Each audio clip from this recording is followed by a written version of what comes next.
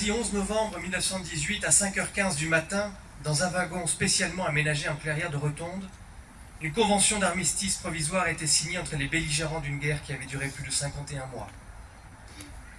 À 10h15, le dernier soldat français a été tué. À 11h, le cessez-le-feu était effectif, entraînant dans l'ensemble de la France des volées de cloches et des sonneries de clairons. C'est ainsi que les livres d'histoire nous relatent l'arrêt de la Première Guerre mondiale qui avait fait plus de 9 millions de morts et disparus, dont 1,4 million pour la France.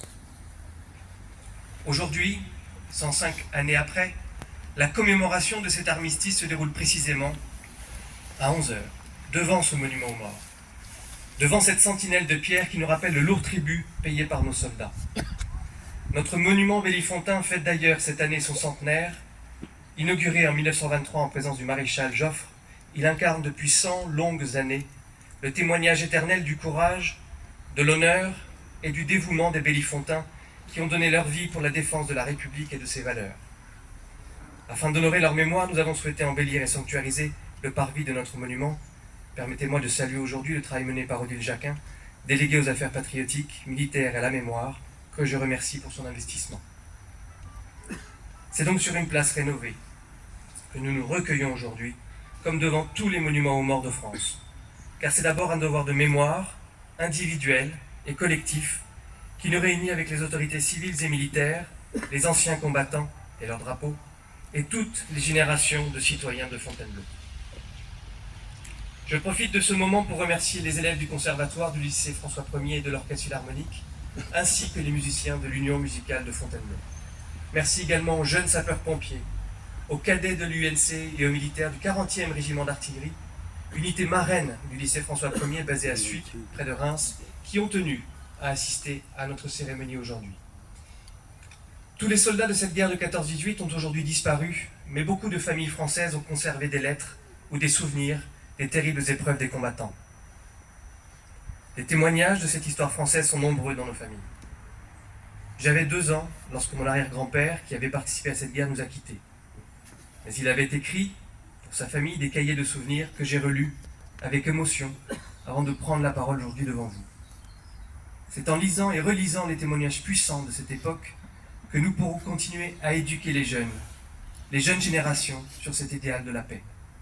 Nous devons à tous les soldats et civils de cette guerre la reconnaissance de leur sacrifice pour notre liberté et la célébration de leur sens du devoir. Depuis 2012, cette date du 11 novembre est même devenue celle de la commémoration en l'honneur de tous les morts pour la France, notamment ceux qui ont péri lors d'opérations extérieures au cours des dernières années ou derniers mois. En 2023, sergent-chef Baptiste Gauchot, 27 ans. Adjudant-chef Nicolas Latourte, 29 ans. Et Nicolas Mazier, adjudant-chef, 32 ans, sont morts pour la France. Nous nous inclinons devant leur amour de la patrie que nous partageons avec eux. Mais autant que le devoir de mémoire, c'est l'impératif de vigilance qui doit nous rassembler aujourd'hui. Les nombreux ébranlements du monde nous rappellent que la paix perpétuelle, rêvée par les philosophes et nous-mêmes, n'existe pas. La paix est une trêve de guerre, et la guerre est une trêve de paix. Ce sont 2 façons de réguler la violence au cœur de la société humaine. Si nous voulons continuer à profiter et faire profiter nos enfants de l'une des plus longues périodes de paix de notre histoire, nous ne devons renoncer ni à nos valeurs, ni aux efforts pour défendre notre souveraineté. Ce qui implique la maîtrise continue de notre destin national dans le cadre qui est désormais celui d'une Europe dont les États ne se battent plus les uns contre les autres, mais coopèrent en construisant des ponts entre eux plutôt que des monuments aux morts. Et cet impératif de vigilance implique d'abord notre mobilisation contre ce qui pourrait nous diviser et nous séparer en tant que peuple, nation et république.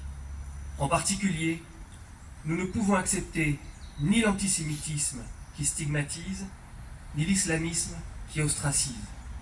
La concorde de toutes les composantes de la société autour de la liberté, de l'égalité, de la fraternité et des droits humains est plus que jamais notre héritage le plus précieux et le gage de notre paix civile. Puisse ce message de paix du 11 novembre rester toujours vivant dans nos esprits et dans nos cœurs. Vive Fontainebleau, vive la République et vive la France.